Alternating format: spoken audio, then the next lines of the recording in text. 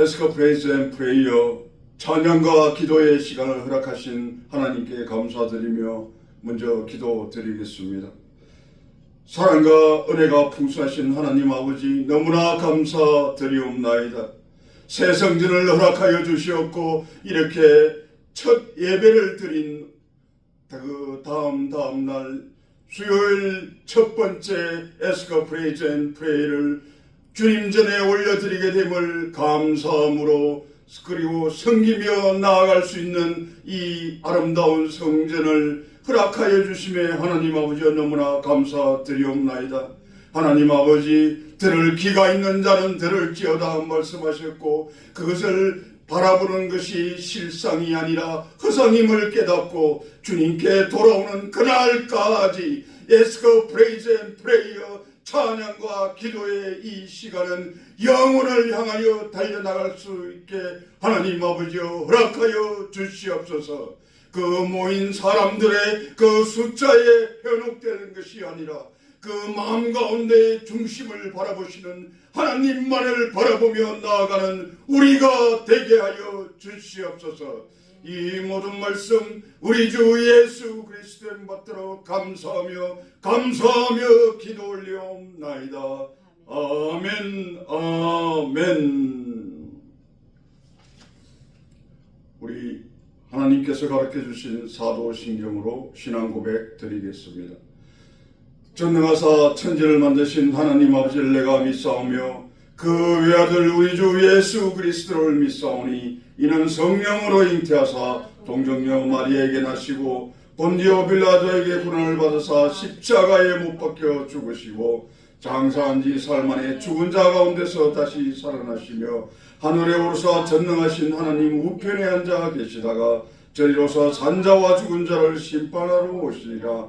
성령을 믿사오며 거룩한 교회와 성도가 서로 교통하는 것과 죄를 사하여 주시는 것과 몸이 다시 사는 것과 영원히 사는 것을 믿사옵나이다. 아멘 아멘.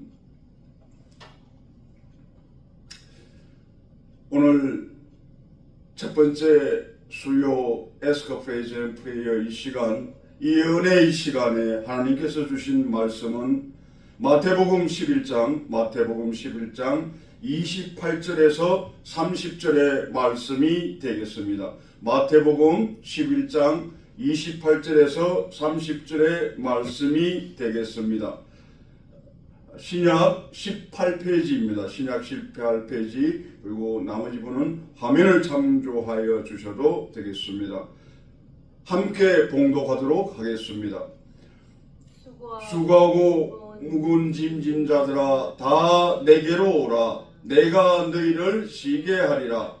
나는 마음이 온유하고 겸손하니 나의 멍에를 메고 내게 배우라.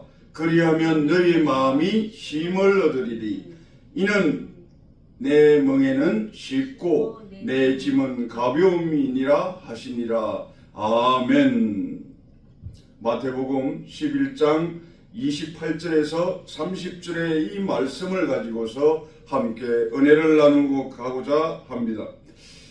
이 말씀은 어떻게 11장의 그 내용은 어떻게 시작이 되었냐면은 먼저 그 앞절에 어떤 내용들을 보시게 되면은 어떤 내용이 나오게 되어 있냐면 바로 세례 요한의 이야기가 나오고 그 다음에 이제 예수님께서 책망하시는 그러한 부분이 나옵니다. 책망하시는 부분이 나오고 그리고 마지막 25절에서 27절까지는 어떤 내용이냐면 하나님 아버지께서 그러니까 그 우리가 잘 알고 있는 것은 어떠한 사실들을 알고 있습니까?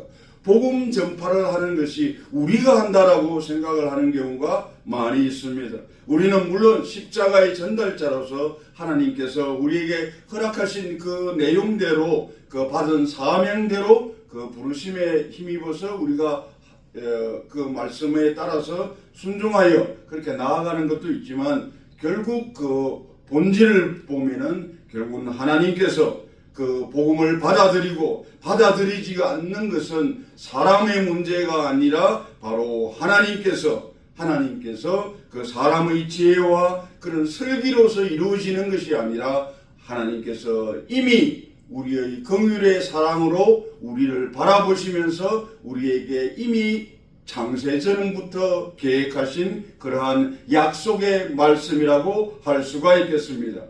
그래서 그 내용을 우리가 정확하게 보자면 11장 25절에 그 말씀이 나옵니다.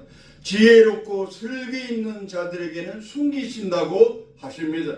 그러나 하나님께서는 어린아이들에게는 나타나 보이심을 보이리라, 이렇게 그것에 대하여 감사하는 우리의 모습을 발견할 수가 있는 것입니다. 이 말은 다른 말로 하게 되면 어떤 것이냐면, 지혜롭고 슬기 있다라고 그렇게 자부심을 가지며 자기 의에 도취되어 있는 사람은 어떻다? 하나님의 말씀을 들을 기가 없게 되는 것입니다. 왜냐하면 자기 의로 충만한 사람은 그 하나님의 말씀이 그 마음 가운데 뿌리 내리기가 힘들다. 우리 그 네 가지의 비유 잘 하지 않습니까? 돌밭에, 가시덤불에 그런 말씀의 씨앗들이 뿌려졌지만 내 의에 가득 차 있고 세상 것들로 가득 차 있는 그러한 모습들에서는 하나님의 말씀이 바로 뿌리가 내리고 싹이 트고 그리고 꽃이 피고 열매가 맺어지는 그러한 경우는 너무나 드물다 할 것입니다. 결국 오늘 드리고자 하는 말씀은 그것입니다. 제가 주제로 삼은 그 말씀, 그것이 바로 무엇이냐면, 너희를 내가 쉬게 하리라, 내가 너희를 쉬게 하리라는 하나님께서 우리를 쉼을 허락하여 주신다는 그러한 말씀을 가지고서 오늘 이 본문의 말씀을 대하도록 하겠습니다. 첫 번째로 28절에 보게 되면, 수고하고 무거운 짐진 자들아 다 내게로 오라, 내가 너희를 쉬게 하리라. 그런데 우리가 이 말씀을 딱 대하면 예수를 믿는 사람이든 믿지 않는 사람이든 누구나 이 말씀은 정말 많이 들으셨을 것입니다. 그만큼 많은 사람들에게 회자되고 있는 그러한 내용이지만, 하나 더 반대적으로 역설적으로 생각해 보면 그 말씀을 우리가 받아들이지 못한 사람들이 그 온전하게 말씀 앞에 그렇게 겸손히 나가는 사람이 없다는 그러한 사실을 나타내주는 그러한 말씀이 되겠습니다. 그래서 뭐냐면, 수고하고 무거운 짐진 자들아 다 내게로 오라. 하나님께서는, 예수 그리스도께서는 이제 여러분을 향해서 초청하고 계시는 것입니다. 여러분을 향해서 저 천국으로 갈 수 있는 영원한 생명을 누릴 수 있는 그 길을 하나님께서는 여러분에게 초청장을 보내준 것입니다. 여러분, 우리 세상을 가만히 생각해 보십시오. 누군가가 즐거운 일로, 기쁜 일로 우리에게 그런 어떤 소식을 전하는, 저희들도 오늘 오기 전에는 그 몇십 명 되는, 그 7, 80명 되는 많은 분들께 제가 소식지를 다 보내드렸습니다.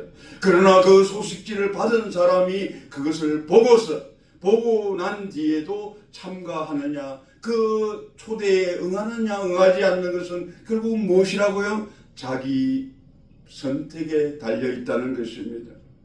이 선택에 달려있는 이 선택을 내가 하느냐 마느냐에 따라서 우리의 앞으로의 모든 삶의 방향은 너무나 다른 방향으로 나아갈 것이기 때문에 그 안타까움을 실어서 저는 8년간 계속 그 말씀을 보내드리고 하나님의 말씀에 순종하며 살아가는 삶이 진정 어떤 삶인가를 안타까움으로 긍휼의 마음으로 항상 보내드리는 것입니다.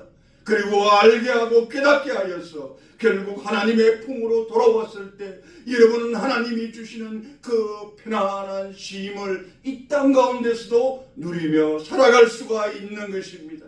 저는 그것을 이미 하나님께서 주시는 그 부르심에 저는 순종하였고, 그리고 보내심에 순종하였기 때문에 오늘 이 자리에서 이렇게 목청 높여 여러분께 말씀드리는 것입니다. 그래서 이 예수님께서 수고하고 우리는 죄로 인하여 수고할 수밖에 없는 삶들을 살아가고 있습니다. 남자인 경우에는 그 땅에 나아가 땀 흘려 그 소산물을 먹는 수고를 아끼지 않아야 될 것이며, 여자는 해산하는 수고를 아끼지 않아야 된다고 하였습니다. 그리고는 거기에다 더하여진 것이 무엇입니까? 무거운 짐을 진 자들, 내가 지고 싶지 않지만 그 무거운 짐을 지고 살아갈 수밖에 없는 우리의 그런 인생들을 향하여 예수님께서는 초대하고 계시는 것입니다. 다 내게로 오라는 것입니다. 다 내게로 오라. 그 말은 무엇이냐면, 우리 예수님께서 공생애를 시작하실 때 외친 말씀이 있지 않습니까? 세례 요한도 그렇게 광야에서 외친 말씀이 있지 않습니까? 무엇입니까? 회개하라, 천국이 가까웠도다 말씀하지 않았습니까? 예수님께서도 공생애를 시작하실 때 그 40일간의 그 금식을 마치신 후에 그 공생애를 시작하는 그때 예수님께서도 동일하게 말씀하셨습니다. 회개하라, 천국이 가까웠도다 말씀하시는 것입니다. 그러면 바로 무엇입니까? 수고하고 무거운 짐진 자들아 다 내게로 오라는 것은 다 회개하라는 것입니다. 각자에게 주어진, 각자가 가지고 있는 자신의 모습들, 그 모습들을 하나하나 다 내려놓고서, 주님 전에 다 내려놓고서, 나는 아무것도 할 수 없습니다, 나는 아무것도 하는 것이 없습니다 고백하며 하나님께 그 모든 죄악들에 대하여 용서를 구하며 하나님께 무릎을 내어드렸을 때 하나님께서 그 뭐라고 말씀하여 주십니까?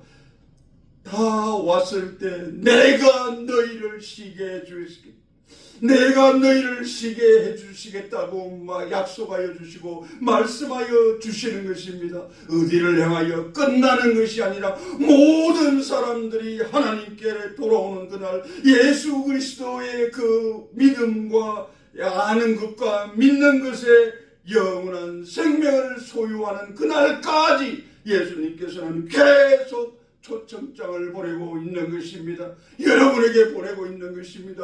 여러분의 가족들에게 보내고 있는 것입니다. 왜 그것을 향하여 우리의 눈과 마음과 발길을 향하지 아니하고 자꾸만 우리가 돌아가는 것은 바로 아직도 남아있는 우리의 재성들과 그리고 내 생각과 내 경험과 내 지식으로서 모든 것을 할 수 있다는 착각 속에 우리는 살아가고 있는, 결국 다른 말로 하면 허상 속에 살아가고 있다고 말씀드릴 수가 있겠습니다. 이제는 깨어나 근신하며 기도하는 길밖에는 없습니다. 그리고 29절에서는 뭐라고 말씀하십니까? 예수 그리스도께서는 나는 마음이 온유하고 겸손하니, 나는 마음이 온유하고 겸손하니 말씀하십니다.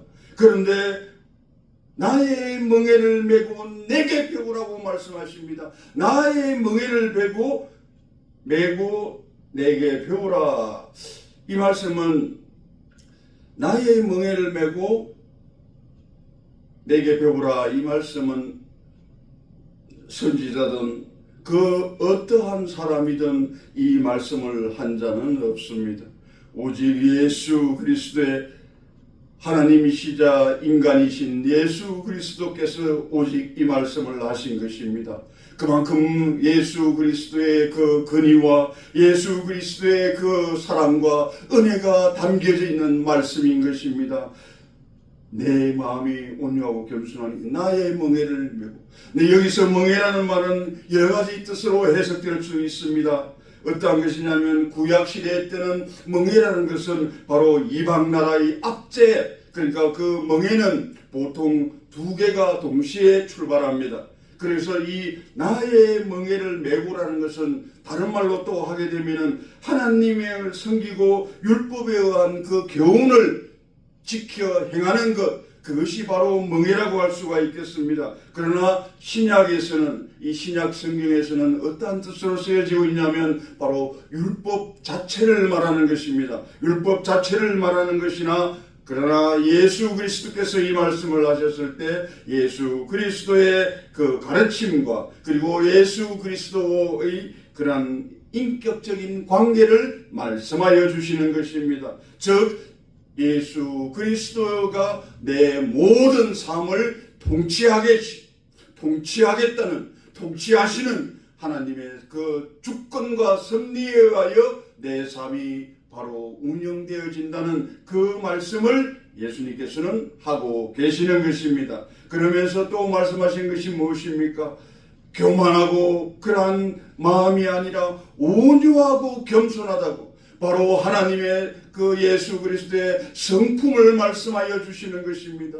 그것이 나의 멍에를 보고 내게 배우라는 것이 바로 예수 그리스도의 그 성품을 우리가 배우라는 것입니다. 그리하면 나의 멍에를 메고 내게 배웠을 때 어떠한 결과가 나타나느냐? 바로 너희 마음이 뭐라고 하십니까? 쉼을 얻게 된다고 말씀하여 주시는 것입니다. 내가 주는 평안은 세상이 줄 수 없는 평안이라고 말씀하신 바와 마찬가지로 내 마음이 온유하고 겸손하게 되었습니다. 그 예수 그리스도와 함께 그 가르침에 초청을 받아서 그 가르침의 말씀에 내가 순종하며 그 말씀을 대로 깨닫고 행하고 나아갔을 때 예수 그리스도와 나와의 관계는 바로 하나된 관계, 연합된 관계, 그리고 인격적인 교제를 나누는 그러한 관계로 나아갔을 때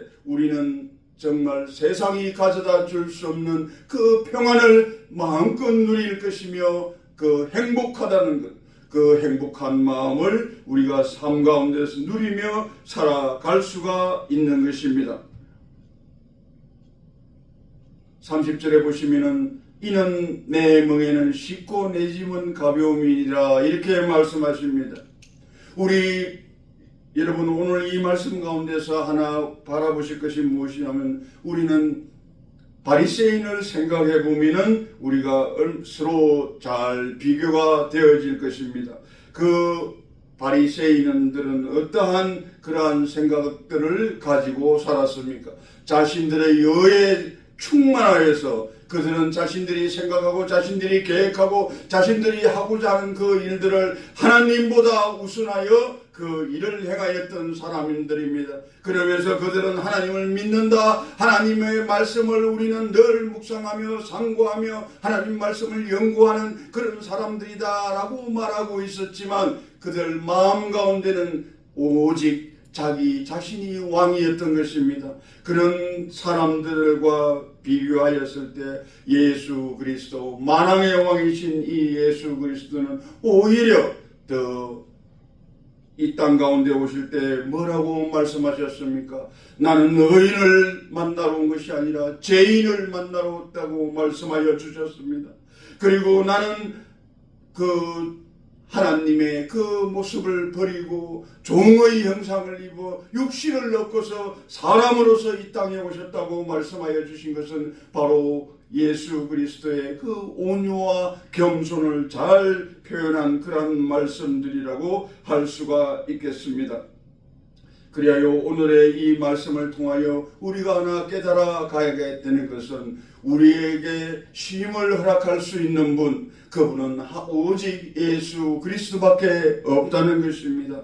우리의 믿는 그 믿음 안에서 우리는 부르심을 이제 입었습니다. 예수 그리스도께서 오늘 이 시간 여러분을 향하여 시간과 공간을 초월하여 많은 초청장을 여러분께 보내드릴 것입니다. 이 방송을 듣는 분, 이 화면을 영상을 보시는 모든 분께 예수 그리스도는 초청장을 여러분의 마음 가운데로 보내실 것입니다. 여러분은 이때 선택을 잘 하시기 바랍니다. 그 선택으로 인하여 여러분의 삶은 완전히 달라진 모습으로 변화되어져 있을 것입니다. 유일한 참 하나님 예수 그리스도를 아는 것과 믿는 것, 영원한 생명을 소유하는 길은 오직 한 길밖에 없음을 여러분은 깨닫게 될 것입니다. 그러한 삶으로 나아가는 정말 복되고 복된 삶으로 살아내시길 예수 그리스도 이름으로 축원드립니다. 아멘. 기도하겠습니다.